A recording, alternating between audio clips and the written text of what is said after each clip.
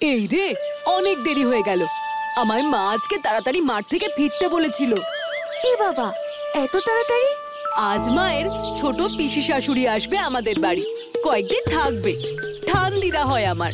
কি মজা বল, কত আদর খাবি, কত কিছু রান্না করে খাওয়াবে। না রে না, ঠান্দিদা খুব কিপটে আর ছুচি বাই, কিচ্ছুটি খরচা করে না। কিপটে দিদা। এই, এবার আমি যাই। এই জায়গাটা এঁটো নয় তো বৌমা? না না মাসিমা, আমি গঙ্গা জল দিয়ে মুছে রেখেছি। তোমরা আবার বাতাসা কিনে খাও নাকি? আমি তো অন্যের ঘর থেকে চেয়ে নিয়ে চলে আসি, বেকার খরচা করি না বাপু। ও ঠান্দিদা, এই দেখো আমি এসে গেছি। ছি ছি ছি ছি ছি ছি ছি ছি। চা, আগে হাত পা ধুয়ে আয়, আবার এখনই আমায় কাপড় ছাড়তে হবে নইলে। যা যা, বিদে হ।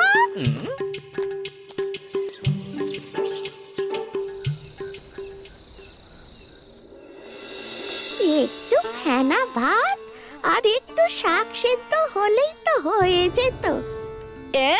ভাত আর শাক সেদ্ধ খাবে? থাম বাপু, এত খরচ করে কেউ খায় নাকি? তারা যে কদিন আছি আমি কোনো বাজে খরচা হতে দেব না।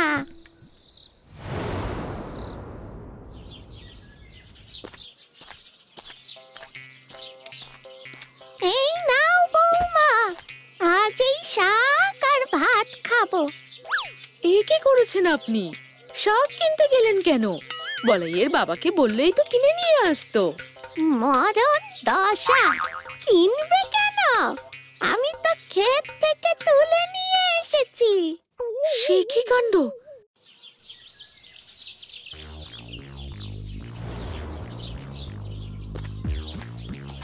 দাও, একটু চা পাতা দাও তো বাপু। না না, এখানে চা পাতা বিক্রি হয় না। মরণ, আমি কি পয়সা দিয়ে নতুন চা পাতা কিনতে এসেছি নাকি?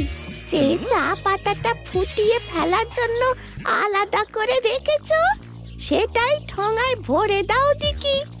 এই চা পাতা দিয়ে আরো দু একবার চা তো হয়েই যাবে।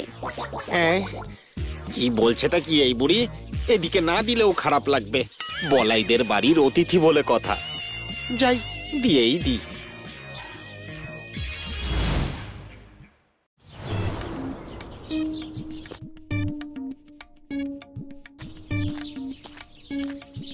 এই তো, গোয়ালে কত গোবর আছে, তাড়াতাড়ি ঝুড়িতে ভরে ফেলি।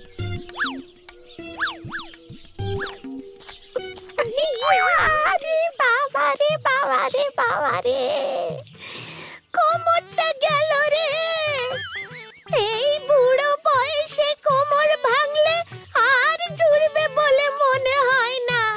ওরে বাবা রে, ইস, সারা গায়েও গোবর লেগে গেছে।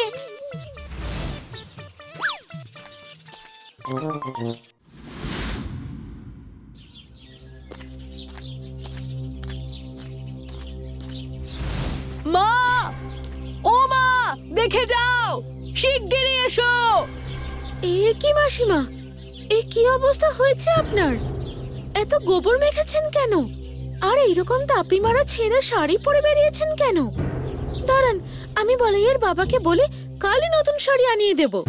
না না, অত খরচ করার দরকার নেই, এতেই আমার আরো একটা বছর কেটে যাবে। এই দেখো বৌমা, কত গোবর এনেছি, একবার দেখো। এই দিয়ে আজ আমি ঘুঁটে দেব। চাই আমি স্নানটা সেরে আসি গে, তারপর ঘুঁটে দিতে বসবো। বলাই, তুইও থাকবি, পালাবি না কিন্তু। মা, দেখেছো ঠান্দিদার ছাতাটাও কেমন ছেঁড়া তাপ্পি দেওয়া। কিন্তু জানিস তো বলাই, উনি অভাবে এরকম করেন না, উনি করেন স্বভাবে। কারণ টাকা পয়সার বিচারে উনি গরিব নন, যথেষ্ট সম্পত্তি আছে ওনার। আমি বাবা পালাই, ঠান্দিদা এলেই আমায় গোবর দিয়ে বসিয়ে দেবে।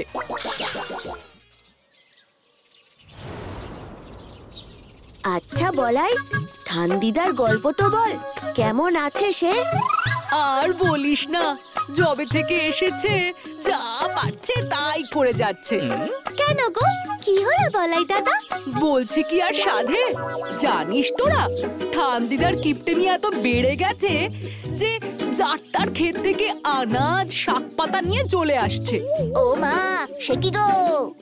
রোজ ফেনা ভাত আর ওই শাক সেদ্ধ নিজেও খাচ্ছে, আমাদেরকেও খেতে বাধ্য করছে।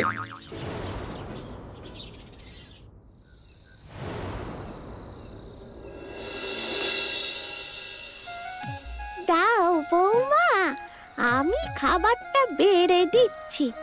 গরম গরম ফেনা ভাত আর শাক সেদ্ধ। আবার ফেনা ভাত আর শাক সেদ্ধ? না না, কিছুতেই আমি খাবো না। আচ্ছা, তোকে একটা ডিম ভেজে দি তাহলে। ডিম ভাজা? আচ্ছা দাও, কিন্তু কাল আমি আর এই শাক খাবো না বলে দিলাম। আচ্ছা বাবা, শহর থেকে ফিরে না হয় আমি মাছ নিয়ে আসব। বুড়ির তো অনেক পয়সা, দেখি বুড়িকে বাগিয়ে কিছু পাই কিনা।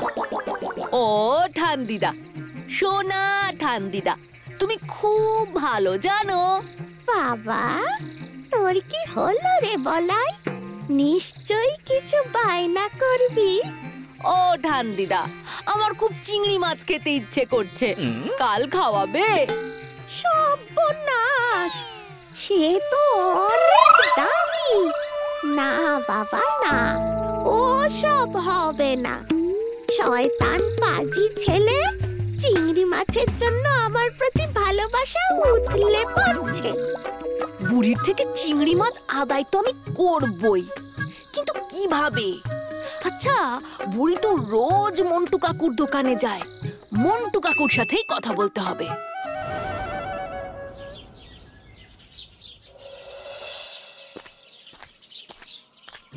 ও মন্টু কাকু, তোমার থেকে একটা সাহায্য চাই আমার। কি সাহায্য বল? আমি ঠান্দিদার থেকে চিংড়ি মাছ খেতে চেয়েছিলাম, কিন্তু মুখের ওপর না বলে দিল। আজ আবার বিকেলে বলেছে তোমার দোকানে আসবে চায়ের পাতা নিতে, তখন আমি ঠান্দিদার ছাতাটা লুকিয়ে দেব, কিন্তু তুমি কিছু বলবে না। দেখি একবার চেষ্টা করে ওই ছাতাটা ফেরানোর নাম করে যদি চিংড়ি মাছ আদায় করা যায়। বেশ, তাই হবে।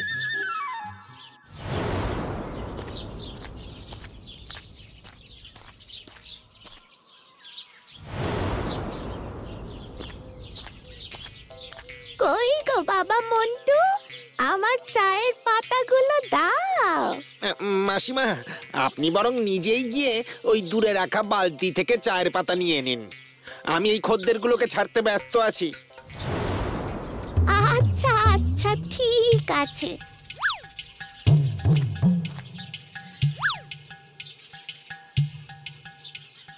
ছাতাটা টালির ওপরে তুলে দিই, কেউ খুঁজে পাবে না।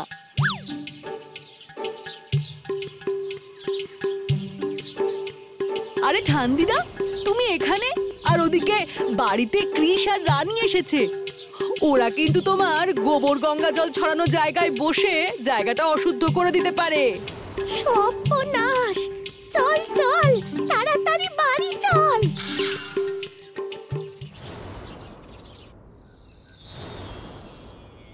আরে, আমার ছাতাটা কোথায় গেল?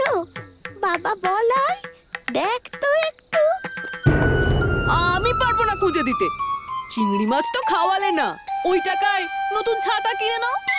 আচ্ছা, তুই খুঁজে দে, তাহলে তোকে চিংড়ি মাছ খাওয়াবো।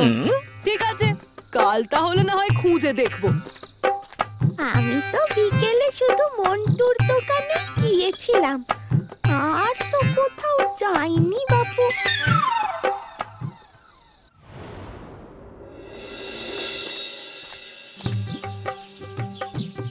ও মন্টু কাকু, ছাতাটা দাও এবার। ছাতা পেলে তবেই তো চিংড়ি মাছ পাবো। বুদ্ধিটা কিন্তু তুই জব্বর খাটিয়েছিস। হ্যাঁ, ওরে শয়তান, তাহলে তোরা লুকিয়েছিলিস আমার ছাতায়।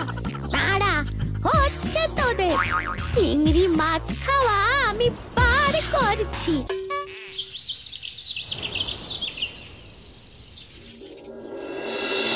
ও বৌমা, বৌমা, কি হচ্ছে মাসিমা? কি করেছে বলাই? কি করেছে তোমার গুণধর ছেলে? ছাতাটা টালির ওপরে তুলে দি, কেউ খুঁজে পাবে না। বলাই, এই বলাই, আয় শিগগিরি। তুই এই অন্যায় করলি কেন? একটু চিংড়ি মাছ খেতে চেয়েছিলাম ওই কিপটে বুড়ির থেকে। এইরকম না করলে তো পেতাম না, তাই বাধ্য হয়েছি। তোর বাবা বলেছিল তো শহর থেকে ফিরে এসে মাছ নিয়ে আসবে। তোর একটু তর্স হইল না? আরে এত চেঁচামেচি কেন শুনি? কি হলোটা কি? জানো তোমার গুণধর ছেলের কীর্তি? ছি বলাই ছি, কাজটা খুব খারাপ করেছিস। মানছি ঠান্দিদা খুব কিপটে মানুষ, তাই বলে তাকে এইভাবে পাকে ফেলার কাজটা করা উচিত হয়নি তোর। ছি।